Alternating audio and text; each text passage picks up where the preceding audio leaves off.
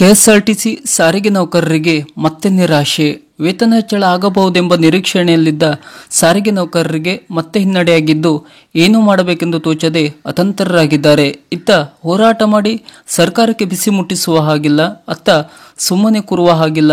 April 5ರಂದು ವೇತನ ಪರಿಷ್ಕರಣೆ ಸಂಬಂಧ ಮುಖ್ಯಮಂತ್ರಿ ಸಿದ್ದರಾಮಯ್ಯ ಜೊತೆ ಸಾರಿಗೆ ನೌಕರರ ಸಂಘಟನೆ ಜೊತೆ ನಡೆಯಬೇಕಿದ್ದ ಸಭೆ ಅನಿವಾರ್ಯ ಕಾರಣದಿಂದ ಮುಂದೂಡಲಾಗಿದೆ. ಹೌದು, ಕರ್ನಾಟಕ ರಾಜ್ಯ ರಸ್ತೆ ಸಾರಿಗೆಯ 4 ನಿಗಮಗಳ ನೌಕರರ ವೇತನ ಸೇರಿದಂತೆ ವಿವಿಧ ಬೇಡಿಕೆಗಳ ಈಡೇರಿಕೆಗೆ ಸಂಬಂಧ ಏಪ್ರಿಲ್ 5ರಂದು ಮುಖ್ಯಮಂತ್ರಿ ಅಧ್ಯಕ್ಷತೆಯಲ್ಲಿ ನಡೆಯಬೇಕಿದ್ದ ಸಭೆಯನ್ನು ಸಕಾರಣ ನೀಡದೆ ಮುಂದೂಡಲಾಗಿದೆ. ಈ ಸಂಬಂಧ ಸಿಎಂ ಗೃಹ ಕಚೇರಿಯಿಂದ ಮಾಹಿತಿ ಹೊರಬಿದ್ದಿದ್ದು, ಸಾರಿಗೆ ಇಲಾಖೆ ಅಧಿಕಾರಿಗಳು ಸಾರಿಗೆ ನೌಕರರ ಸಂಘಟನೆಗಳ ಪದಾಧಿಕಾರಿಗಳಿಗೆ ಮೌಖಿಕವಾಗಿ ಮಾಹಿತಿಯನ್ನು ನೀಡಿದ್ದಾರೆ.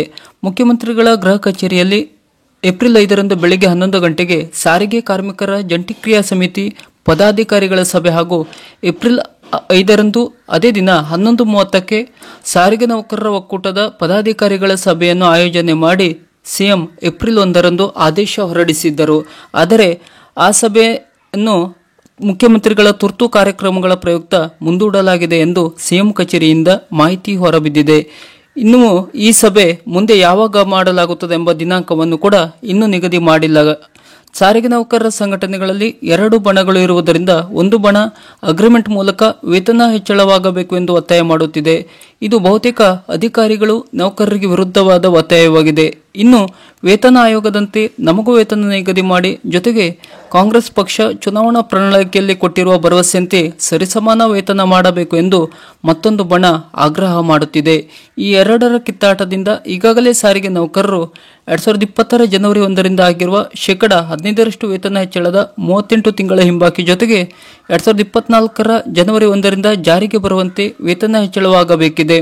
ಅದು ಕೂಡ ಈ 15 ತಿಂಗಳುಗಳು ಕಳೆಯುತ್ತಾ ಬಂದರೂ ಇವರೆಗೂ ಸರ್ಕಾರ ಮಾಡದೆ ಬಣ ಬಡಿದ ಆಟದ ಲಾಭ ಪಡೆಯುತ್ತಿದೆ. ಇನ್ನು ಈ ಸಂಘಟನೆಗಳನ್ನು ನಂಬಿರುವ ನೌಕರರು ಈಗ ಬಸ್ ನಿಲ್ಲಿಸಿ ಹೋರಾಟ ಮಾಡುವುದಕ್ಕೆ ಮುಂದಾಗುತ್ತಿಲ್ಲ. ಕಾರಣ, ಮುಷ್ಕರ ಮಾಡಲು ನೌಕರರು ಮುಂದಾದರೆ ಸಾರಿಗೆ ನಿಗಮಗಳ ಅಧಿಕಾರಿಗಳೇ ಅವರ ವಿರುದ್ಧ ದೂರು ದಾಖಲಿಸಿ ವಜಾ, ಅಮಾನತು, ವರ್ಗಾವಣೆ, ಪೊಲೀಸ್ ಪ್ರಕರಣ ದಾಖಲಿಸುವುದರ ಜೊತೆಗೆ ಸಾವಿರಾರು ರೂಪಾಯಿಯನ್ನು ಸಾರಿಗೆ ನೌಕರರಿಗೆ ದಂಡದ ರೂಪದಲ್ಲಿ ಹಾಕುತ್ತಾರೆ. ಅಲ್ಲದೆ ವೇತನ ಹೆಚ್ಚಳದ ಲಾಭವನ್ನು ಪಡೆಯುವ ಅಧಿಕಾರಿಗಳು ಈ ಯಾವುದೇ ಮುಷ್ಕರದಲ್ಲಿ ಭಾಗಿಯಾಗದೆ ನೌಕರರ ವಿರುದ್ಧ ನಿಲುವನ್ನು ತಾಳುತ್ತಾರೆ. ಜೊತೆಗೆ ನೌಕರರಿಗೆ ಸಿಗಬೇಕಿರುವ ಮುಂಬಡ್ತಿಗೂ ಕಡಿವಾಣ ಹಾಕುವ ಮೂಲಕ ನೌಕರರನ್ನು ಅಧಿಕಾರಿಗಳೇ 3ನೇ ಗ್ರಹದಿಂದ ಬಂದ ಪ್ರಾಣಿಗಳ ರೀತಿ ನಡೆಸಿಕೊಳ್ಳುತ್ತಾರೆ.